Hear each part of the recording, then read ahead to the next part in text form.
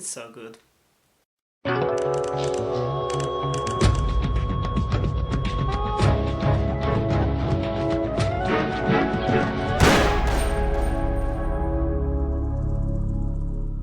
Resident Evil Extinction is directed by Russell Mulcahy, and it was released in 2007, 3 years after Resident Evil Apocalypse. And honestly, so far, this is the most fun of all of them, for a multitude of reasons. First of all, let's start from the actual premise of the movie, which is moronic. Raccoon City was destroyed in the last movie, and the virus has spread. And what happened? Most of the civilization is turned into zombies. The water has disappeared, for some reason, most of it, and there are no more lakes, there are no more rivers, and everything has become a desert. Why? I don't know, it looks cool at least, and Alice is just wandering the wasteland in this Mad Max kind of world, in this post-apocalyptic future.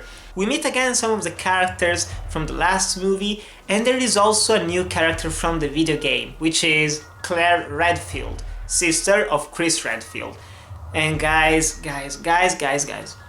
this movie is mindless fun. It truly is.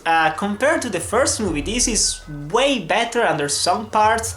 The pacing is a little off in a couple of sequences, but most of it is highly entertaining, right from the get-go. There is a needless opening scene where Milla Jovovich goes to some place to help some people that she's heard on a broadcast, and she finds out it's a trap, and she has to fight zombie dogs. It's a cool sequence, and it showcases how much of a badass she is. And now, after the events of the last movie, she has pretty much superpowers, telekinesis and other stuff, and she kicks ass. And you know what else kicks ass? The zombies themselves. This movie is pretty much a rip-off, some might say, of Day of the Dead, with excellent makeup for the zombies, very reminiscent of the one of Tom Savini in the Dead trilogy by Romero. And there are also some sequences like the zombie talking on the phone, picking it up. Oh, it remembers how to pick up a phone, it knows what it is. Oh, that's cool. There are some fun sequences like that. And this movie is violent. Bloody violent. That's the weirdest thing to say. It's like, oh, I like this movie because it was very violent. But compared to the other ones where the headshots had little to no blood, it was just a small point on the forehead. That's bullshit. In this movie, the heads explode.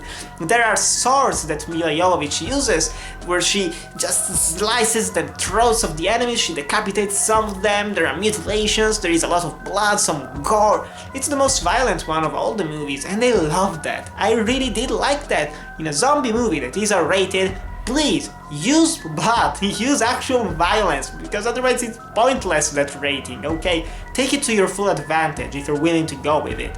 And there are also some kind of funny characters that don't have that much screen time. That's the best thing about it. They have swapped all of the needless secondary characters from Apocalypse, and they have replaced them with a bigger focus on Milla Jovovich, on Alice, and a lot of time spent with Ian Glenn. And every single minute spent watching him on screen, being this cheesy, badass scientist man, it's a joy to watch, it truly is. You've done it. Congratulations.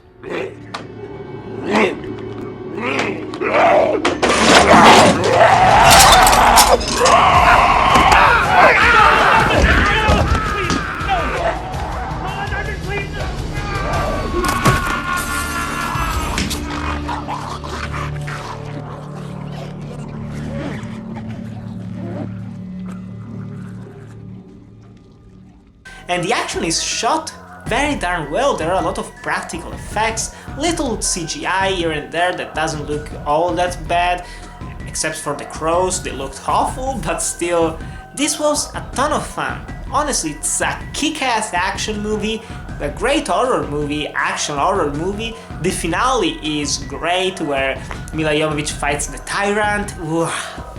This has the right amount of fan service. It's not over the top that keeps jamming it in your head like in Resident Evil Apocalypse. This is way better, way better, and honestly, go watch it.